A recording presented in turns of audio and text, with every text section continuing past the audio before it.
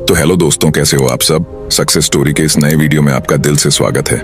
मुझे यकीन है आज के इस वीडियो से आप कुछ नया जरूर सीखेंगे। तो चलिए स्टोरी शुरू करते हैं। कहते हैं कि दुनिया में मन सबसे ज्यादा शक्तिशाली चीज होती है। अगर किसी चीज को तुम पूरे मन से चाह लो तो तुम उसे हासिल कर सकते हो। ये मैं नहीं कहता, ये सभी महापुरुषों का कहना है। लेकिन अगर ये सत्य है, यह सच है, तो जो हम अपने मन से चाहते हैं वो हमें हासिल क्यों नहीं होता है। भाई, कोई भी इंसान अपने मन में दुख तो नहीं चाहेगा, लेकिन वो रहता तो दुखी है। हर इंसान अपने मन से तो कामयाब होना चाहता है, खूब पैसा कमाना चाहता है, लेकिन फिर भी वो कामयाब नहीं होता। भला ऐसा दुनिया में कौन इंसान होगा जो अपने मन में यह चाहेगा कि मैं नाकामयाब रहूं या मैं पैसा ना कमाऊं। सोचने की बात है तो इसमें दो चीजें निकल के सामने आती हैं। या तो वो महापुरुष गलत थे जिन्होंने ये बात बोली कि मन से चाही हुई चीज हासिल हो जाती है, या फिर हम गलत हैं। आज की कहानी जो मैं आपको सुनाने वाला हूं, उसमें आपको एक ऐसा मंत्र मिलेगा। उसे समझने के बाद आपको एक ऐसा मंत्र पता चलेगा जिससे आप यह समझ पाएंगे कि अपने मन से कोई भी चीज कैसे करवाई जाती है, मन में किसी भी बात का बीज कैसे बोया जाता है। ये इस कहानी से आपको अच्छी तरह से समझ में आ जाएगा। और इससे आप यह भी समझ पाएंगे कि आकर्षण का नियम, लॉ ऑफ अट्रैक्शन, कैसे काम करता है। कहानी छोटी सी है लेकिन बहुत ही गहरी है। इससे पहले कि आप इस कहानी में खो जाएं, इस चैनल को सब्सक्राइब जरूर कर ले। तो चलिए कहानी शुरू करते हैं। एक बार की बात है, एक आदमी के जीवन में सिर्फ दुख ही दुख था। वो जो भी काम करता, उस बेचारे का वो काम पूरा ही नहीं होता। घर में आता तो घर में क्लेश बना रहता, किसी से कोई मदद मांगता तो कोई उसकी मदद नहीं करता। ऐसा लगता था कि चारों ओर से दुखों का पहाड़ उसी पर टूट पड़ा है। उसे समझ नहीं आ रहा था कि मैं इन दुखों से बाहर कैसे निकल पाऊं। वो दिन रात यही सोचता रहता कि अपने दुखों से छुटकारा कैसे पाना है। इसी कारण से रात में सो भी नहीं पाता था। उसकी आंखों के नीचे बड़े बड़े काले घेरे बन गए थे, जो इस बात का प्रतीक थे कि वो आदमी कितना दुखी है और कितना चिंतित है। कभी कभी तो उसके मन में आत्महत्या करने के भी ख्याल आते थे, लेकिन अपने परिवार की चिंता करके वो ये कदम नहीं उठा पाता था। वो इतना दुखी हो गया कि उसने निर्णय किया कि वो इन दुखों से छुटकारा पाके ही रहेगा। इसके लिए चाहे उसे कितनी भी मेहनत करनी पड़े, कुछ भी करना पड़े, चाहे अंगारों पे चलना पड़े, लेकिन इन दुखों से छुटकारा हासिल करके रहेगा। ऐसे ही एक दिन उसने अपने मित्र से पूछा कि मैं अपने जीवन को कैसे सुधारूं। उसके मित्र ने उसे बताया कि तुम किसी बाबा के पास जाओ। बाबाओं के पास ऐसा मंत्र होता है जिससे सारे दुख मिट जाते हैं, जीवन खुशियों से भर जाता है और धन संपदा भी हासिल हो जाती है।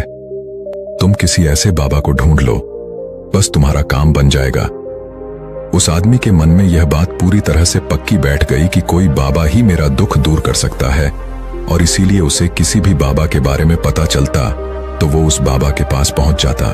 उस बाबा को अपनी समस्या बताता और उससे उसका समाधान पूछता और कहता कि बाबा, मैं कुछ भी करने के लिए तैयार हूं, लेकिन मेरी इन समस्याओं से मुझे छुटकारा दिला दीजिए। आप जो कहेंगे मैं वो करूंगा, लेकिन मेरे जीवन को सुधार दीजिए। बाबा उसे कुछ टोने टोटके बता देते थे करने के लिए, और बदले में दान दक्षिणा ले लेते थे कि यह टोना टोटका करने के बाद तुम्हारे घर में सुख शांति बनी रहेगी। बस इस टोटके को पूरी विधि के साथ करना। वो आदमी घर लौटकर पूरी विधि के साथ टोने टोटके करने लगा, लेकिन बहुत टोने टोटके करने के बाद भी उसके जीवन में कुछ बदलाव नहीं आया। इसके विपरीत उसका जीवन और ज्यादा दुखी हो गया। जो भी बाबा उसे टोना टोटका देता था, वो बदले में उससे दान दक्षिणा लेता था, जिससे उसका धन भी धीरे धीरे खत्म हो रहा था। इससे उसके जीवन में दुख और ज्यादा बढ़ गए। तब उसे लगा कि बाबाओं के पास जाने से तो मेरे जीवन में दुख कम होने की बजाय बढ़ते ही जा रहे हैं। तो मुझे क्या करना चाहिए?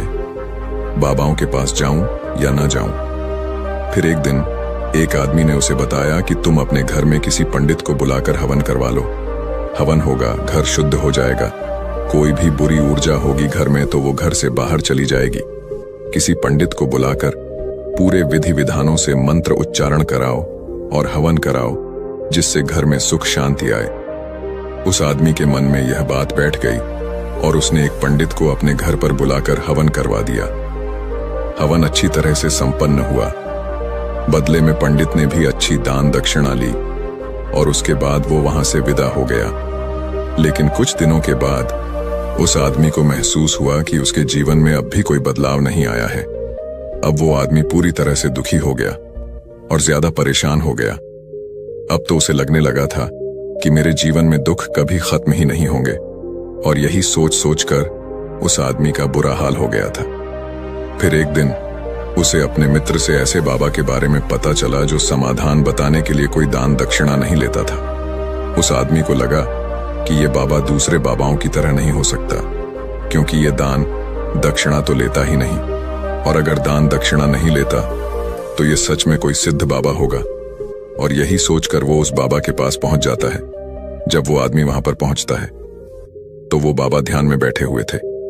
ये देखकर वो आदमी वहीं पर चुपचाप बैठकर ध्यान से बाहर आने का उनका इंतजार करने लगा। थोड़ी देर बाद बाबा ने आंखें खोली तो सामने एक दुखी और परेशान युवक को बैठे देखा।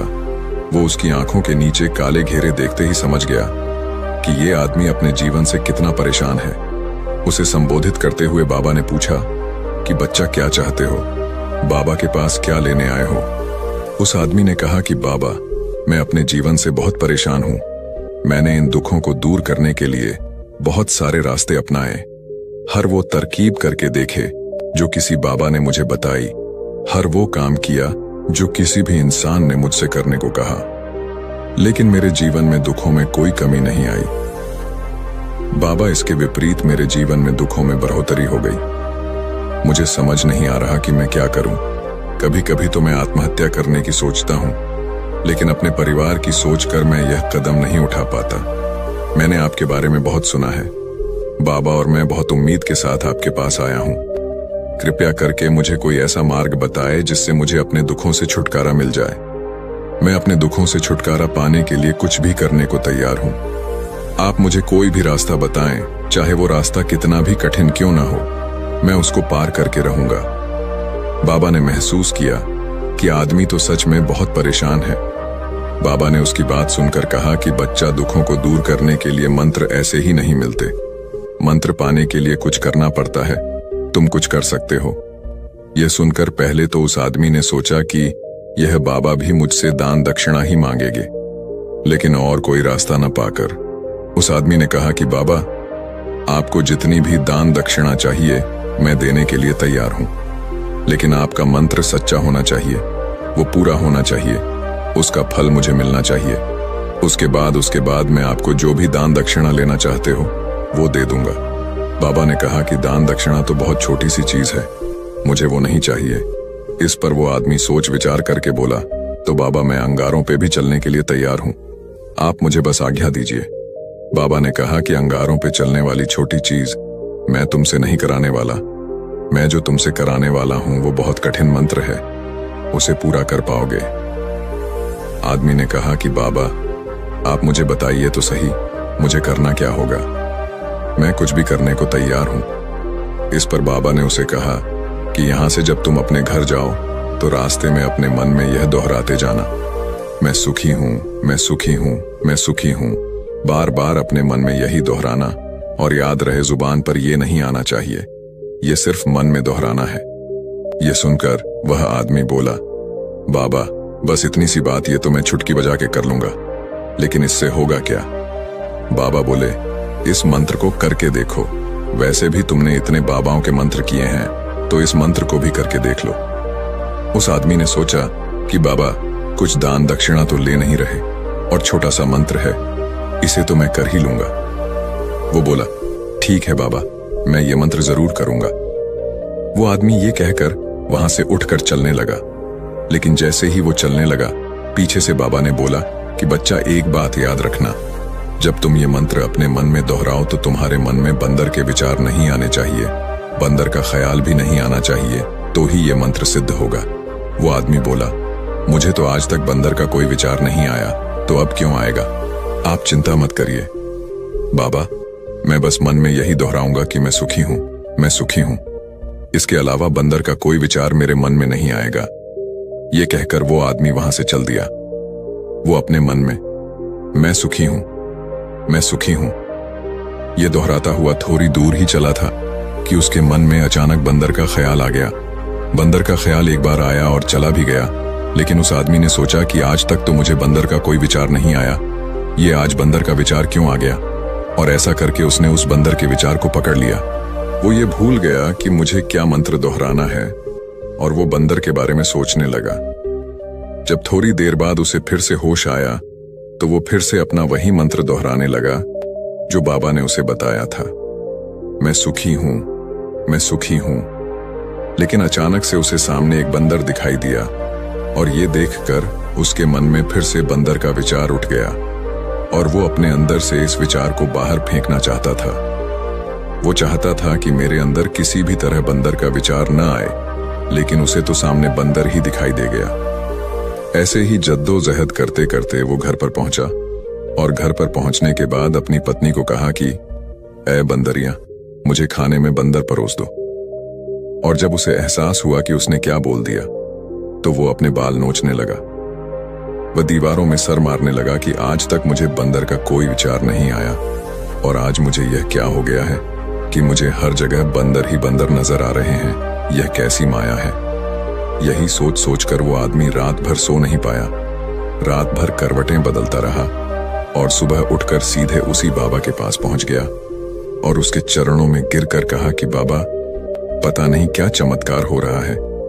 आज तक मुझे बंदर का कोई विचार नहीं आया, लेकिन कल से जब से आपने मुझसे कहा कि बंदर का विचार नहीं आना चाहिए, तब से मुझे हर जगह बंदर ही बंदर नजर आ रहे हैं। उस आदमी ने कहा कि बाबा, मुझे तो आपके पीछे पेड़ पर बैठा हुआ बंदर भी केले खाता हुआ दिखाई दे रहा है। ये हो क्या रहा है।